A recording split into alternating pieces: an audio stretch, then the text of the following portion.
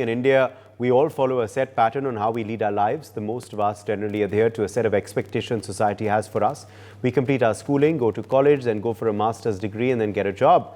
In recent times, we've seen this trend break a little. We've seen a slow change in what has been cultivated over generations. But one thing has not changed. I'm referring to the quest of the average Indian for a permanent job. Yes, job security is a key priority. This is a firm belief held over generations, and many people today still vie for permanent positions. Obtaining a government job is considered the pinnacle of what one can achieve in life in India.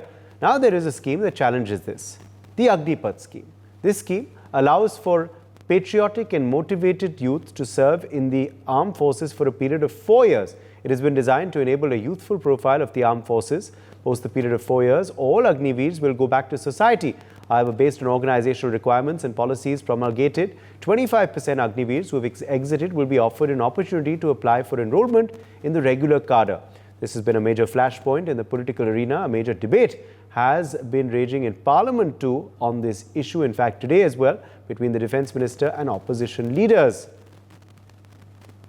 Let's quickly, of course, go across to our panel who is joining us to decode and discuss this big story. With us is Major General Gigi Dwivedi, Strategic Affairs Analyst. We also have Major General Sanjay Soi, Defence Expert, live with us. Major General A.K. Sivaj, former Head of Territorial Army, also joins us. And Major General Sudhakarji, Geopolitical Analyst, is also joining us live. Major General Dwivedi, let me get started with you first. Today also saw an exchange of words on this scheme between Rahul Gandhi, the leader of opposition, and Defence Minister Rajnath Singh. What do you make of this scheme, and what do you make of the politics as well regarding this scheme? Because this was one of the issues which a lot of opposition parties took to the people. Well, Uday, I think in your introduction, you brought out the word patriotism. You brought out the word nationalism. So let me start with first to clear a few assumptions. Firstly, armed forces is not a job. It's a mission. It's a call you take for the nation. And when you opt for the armed forces, you write a blank check to lay down your life for a particular mission.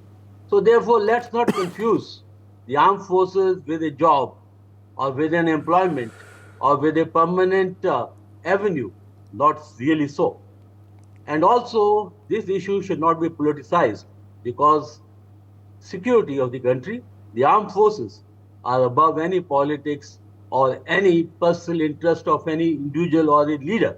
Now let me come to the Agnipath scheme. I have written quite a bit on it, been on a number of channels.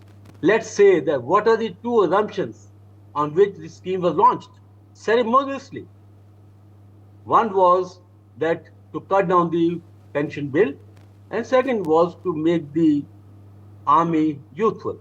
Now, cutting on the pension bill, I think let the viewers know that in the armed forces or in the defense, total pensioners are around something like 25 lakhs, out of which the defense, veterans are about 90, and the civilian component is about 5.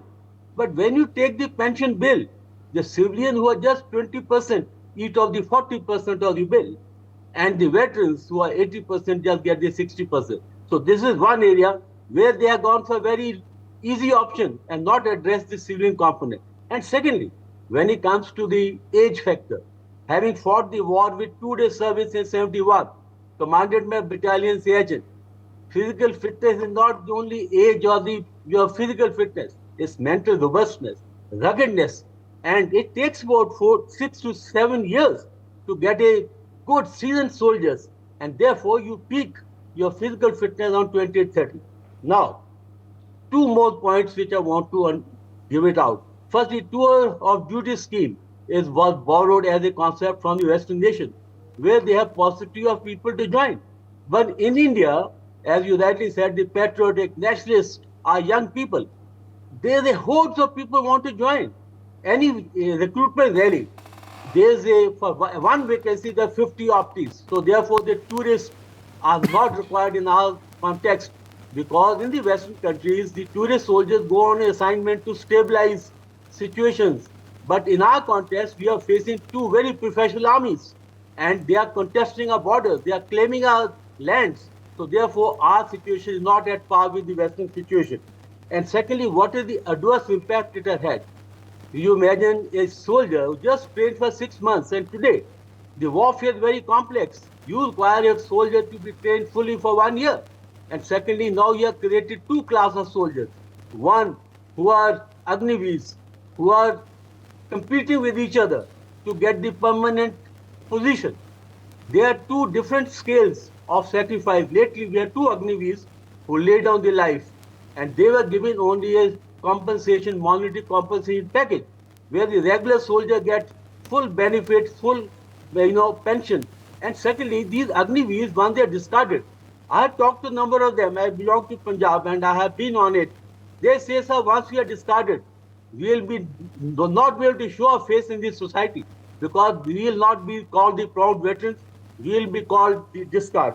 And my final point is that this scheme has caused serious deficiency in our manpower. Today, almost the deficiency is 1,50,000. And imagine, Gurkha's 39 battalions are deficient because 60% of manpower came from Nepal. And Nepal has washed its hands of the Agniveer. So China is now looking to poach these young people. And there's a recent trend, our young people joining the foreign armies. Yes. In fact, they have joined the Russian army. And two of them were also martyred. So my point is this scheme is flawed. This scheme needs to be scrapped. And we can, of course, come back to the original system and make it more dynamic, more scientific. When I talk to these corporates, I teach in IIMs, they say it is ridiculous. You first take 100 people, then you discard 75. That means your selection process is wonky. And that's the whole issue, Uday. Okay, let me take that across to Major General Sanjay Sohi as well. Major General Sohi, do you also believe that perhaps this scheme could have been designed better? Or do you believe there's nothing wrong with the main idea of the scheme? Do you also believe perhaps it should have been communicated better? Because there is a lot that has been left lost in translation. The fact that till date, there is still politics on this scheme as well. Does that mean that this issue is somewhere connecting with people on ground or not? In fact, Uday, thank you so much for calling. And in fact, very, very important topic, and it is being discussed by all the parties. A couple of things I would like to highlight. There are three stakeholders, if you see. One is Government of India, second is Indian Armed Forces, and third are individuals. We need to balance out the aspirations of all three. While the Government of India is looking at the bigger picture, they have to take care of the economy, they have to take care of the security of the country. It is their responsibility to ensure that the country is secure from all internal and external matters, and diplomatic and home matters, everything, education. There's many fields they have to take care of. When we come to the armed forces, we need a young, modern army. We need modern equipment so that whatever task has been assigned to the armed forces, they're able to deliver that properly. And third is the aspirations of individuals. Like in India, General Dwivedi had also brought out, you had also brought out that generations. There are two types of, one is a career option, second is a way of life. So army is a way of life. There people join with third generation, fourth generation, whether at a lower level or at officer level. It gives a sense of pride. It's गांव में बंदा चौड़ा हो जाता है कि हाँ, I am from army. He joined army. And what is rightly brought out, he should not be discarded after 4 years. Now the issues which have come up, I feel it needs a modification. It definitely, scheme is good. I'm saying scheme is good. Thought is good. But the keeping in view our security environment and our need. On the one side is the Pakistan, on the other side is China, and then we also have an insurgency problem. 4 years, one does not learn much in armed forces. You need time because Uday, I would say on one side, if you're fighting on the Sichin, other side is the desert, attack, defense, patrolling, ambush, raid, aid to civil authorities, fighting the military. Everything is different. You learn by experience. Physical fitness does not after 15 years also one is equally fit. You need those senior NCOs, you need those senior junior leaders with the end service to guide the young people how to carry out the operation successfully. We need to do the successful operation. We need not get the people killed. Why should we get the people killed? We are there to kill the enemy of the nations. Here's one point. So in this matter, I have three, four suggestions. One is that it should not be 25%. I feel the percentage need to be enhanced. My suggestion is it should be minimum 75%.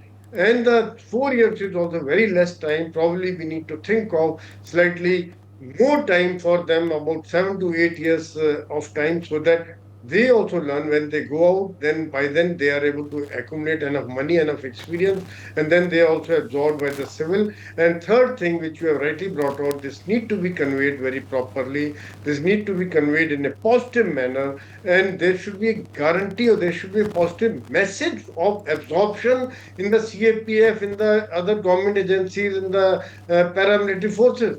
Because at present, that kind of guarantee is not being seen by the people, because it is the advantages for both. On the one side, when these Agniveers go out, about 20% or so get absorbed by different CAPF, BSF, CRPF, SSB, Coast Guard, etc. And the rest get job otherwise, and they don't have to spend money on their training. They get a trained manpower which is ready to be absorbed at the very short notice, and just a bit of reorientation, and they can get absorbed. So my suggestions are this, and the big thing is that review is being carried out. Government is ready to modify. Army is carrying out a review. They are taking views from all stakeholders, whether the Agniveer unit, regimental center, recruitment centers. They are taking views of all. So let's hope that some modification, better modification, which is good for all, comes through. Uday.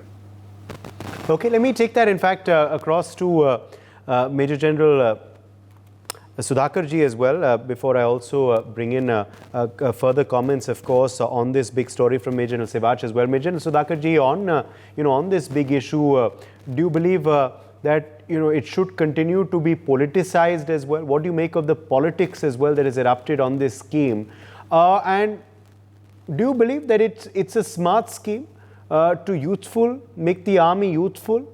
Or do you believe it's not been designed well at all, which is why there has been so much opposition when it was implemented first and even till today? Good evening. Uday, you have asked me very, very pertinent and very important questions. One, whether this is a smart policy. And the second one you have asked me is whether the youthful profile is the need of the hour. And let me tackle them one by one. First and foremost thing is, before I go on to give the detailed comment, I hope you have got time, because Yes, please go ahead. My personal views, I don't want to contest anybody. I'm as much a soldier and hardcore professional as others are. And the co-panelists, the previous co-panelists, have covered it abundantly well. They deserve to have the last say. First and foremost thing is that the national security, military security, is an issue which does not come anywhere close in the domain of politics. The day it comes in the domain of politics, you take it that the national military security has collapsed. These are not early signs of fault lines. These are very, very later, detailed fault lines which cannot be repaired. So in your channel, I think you're the anchor. I used a proverb used in the African continent. You prepare and prevent. You repair and repent. So unless we prepare well, we cannot prevent the disaster which is in the waiting. That is my comment as far as the security paradigm getting into the domain of politics. So leave alone discussing in the parliament. National military security cannot be discussed in public domain. It has to be absolutely by the professionals, in as far as possible, in camera or in closed room. Number one. Number two, firstly, the conceptual thought process, in my opinion, may have been good. I am the one who's been most vocal against the introduction of this proposal. People who have introduced, they have not understood military at all. They haven't understood how things, new plans are introduced into the system. They don't know a thing about change management. In management, we teach a thing called change management. Anything new concepts which are introduced, they have to go through the milestones of denial, resistance, reconciliation, adaptation, and acceptance. It's a 9 months period. It can take anything between 9 months to 3 years, 6 years, depending on the quality and the uptake of the recipient or the stakeholders. So I'll not comment on that. Neither the change management has taken place, nor any kind of sensitization of the affected parties has taken place. Something has been thought of out of the blue, and it has been thrust down the throat of the people who are worst affected. Third point, Uday, about the smart policy. It is neither a smart policy nor any policy as such. A policy per se has to have a genesis. It has to have a driving factor. Has there been a driving factor to bring us to this conclusion? I don't think so. There has not been any driving factor. If at all there is a driving factor which is being identified in hindsight, then I think we are trying to situate the appreciation, not appreciate the situation like we talk in military parlance. What does it mean? It means that towards our northern border, we have an extended standoff going on. There are 50 or 60,000 troops towards the eastern Ladakh. Today only in the newspaper, on the front page itself, when the images or the pictures of both the chief of the army staff and the naval staff was covered, when I went through the report, I realized that till that I was ignorant. I have been Tawang Brigade commander. There are 90,000 Chinese PLA troops who are deployed along the eastern border. 90,000 that side, 60,000 this side. So isn't it enough to cause a kind of a avoidable turbulence to the existing system? So therefore, what I have been maintaining right from day one is, until our borders are settled, we have two unsettled borders. Until our borders are settled, until our coastline and the unsurveyed or the island territories are put under an integrated, overlapping surveillance kind of a grid with suitable response matrix to respond to based on a time-tested evolution, we should not tinker with the existing system because there are too many security threats and vulnerabilities in our country. One is extended standoff, I have said. Before the extended standoff, the pandemic is yet to get into a kind of oblivion. The impact of pandemic is still being felt. There is a huge, people may be hiding the truth, but the complete Western, and India is in a bright spot, it's an exception. Most of the countries in the world, whether global south or global north, they are facing the adverse impact of price rise of the fuel, food and fertilizer, and many more things. So therefore, to add on to the extended standoff, on towards another side, we have a proxy war, we have a revival of terrorism taking place south of Pir Panjal range, and Khalistan is also toting up its head, popping up its head off and on. And with the kind of polarization taking place within the nation state, with insurgency and secessionism towards the northeast, and the Indian Ocean region becoming a strategic region of strategic rivalry, I don't think this particular scheme which has been introduced is appropriate. Allow me 2 more minutes. Let me just come to the brass tacks. Even if it has been introduced, the requirement has not been thought through. It has been introduced in the backdrop of during pandemic, there was a kind of a suspension of the recruitment. Thereby, the 1.2 million military population of Indian Army had come down to 1.1 million. It may be 10,000, 20,000 this side, that side. The strength of Indian Army had come down to 1.1 million. Now on top of it, you are imposing, that means every battalion and regiment today is operating with, or at least, if not more, at least 10 to 15% deficiency of the authorized strength. Plus, they have the low medical category. Plus, there are people who are superannuating. There is an attrition rate. So every year, there are almost about 60,000 troops who are retired every month. Every month. No, every year is 60,000. And every year, there are 1,200 to 1,500 officers who are retiring. So unless you have a mechanism which is actually addressing all these kinds of requirements and voids, the Indian Army will become deficient to actually meet the existing threats. So therefore, what does it bring me to? It brings me to the following fact. There is a requirement of high-tech soldiers. High-tech soldiers merely by the qualification is not good enough. I tend to agree with General Dipati when he said that army is not an employment. It is a service for the national security, and it is an exclusive kind of a service wherein a person is giving a kind of a blank check and laying down his life on the altar of the national security. It is not an employment. For God's sake, do not look at it as an employment. Those who look at it as an employment opportunity, they have not understood the very essence and the meaning of this soldiery. Number two, when you talk about the 4 years, 6 months of training is gone. And in 1 year, he is entitled to some leave. You are carrying out a disparity in the leave entitlement.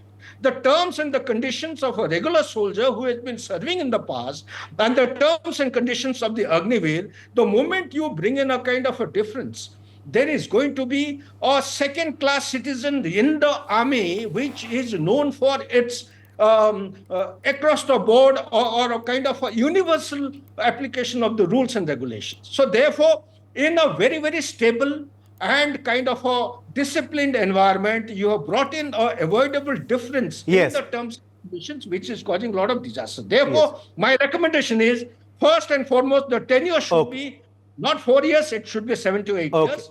Pension should be 50 to 75%. About the fatalities and the casualties, they should be entitled the same casualty allowances. And last but not the least, is the CSD, medical, education, and other allowances post the retirement or the severance should be equal to the so tweaks are needed. Tweaks are needed. Changes are needed is what you're saying. It's not a bad scheme, but of course, it can be tweaked to make it perfect. Major Sivaj, come in here. The scheme, of course, was brought in with much fanfare, but it continues to be caught in a political storm. What do you make of the politics and what do you make of the scheme? Well-intentioned or a disaster from day one? You know, a lot of points have been touched. I will touch upon what are the recommendations where this scheme can become more workable. As on today, one understands that this scheme needs a lot of improvements. And the 7-8 points which are there, which need to be improved. One is that the scheme which says that 25% to be a job, that should be made at least to 60 to 70% immediately. The second important point is that when 4 years the Agniveer is there, and if he become a casualty on line of duty, he should be given exactly the same thing what is given to a regular soldier. That is to say that he will get a specialized family pension, also will get a disability pension. This is not been given. So you have created a two class of soldier within the army. The bullet does not recognize who is a regular soldier and who is the Agniveer. So this is a very, very important point. It's emotionally touching in each and every one. When you employ the soldier on line of control, line of actual control, you do not decipher or discriminate between an Agniveer and the regular soldier. The third point is, when we are saying that, let's say 70% or 60% are absorbed and rest of them will after go 4 years, where will they go? I headed a territorial army. So territorial army, the one which is temporarily they come in the Indian army and then they do what they do outside. And they are supposed to be fruitfully employed. None one is fruitfully employed. They are all go back to their fields. They are unemployed. So therefore, the point is that the 60% or 70% are absorbed, 30% directly go to Central Armed Police Force. It's a win-win situation. They are already trained, motivated, and the money don't have to spend by the Central Armed Police for their training. But for this, written notification should be given so that they know it, that after you finish these 4 years, your assignment with the Indian Army, you will be directly absorbed with the CAPF. That's very important. Third is the Indian Army work on Naam, Namak, Nishan. It means to say those units which are based on caste, class and region,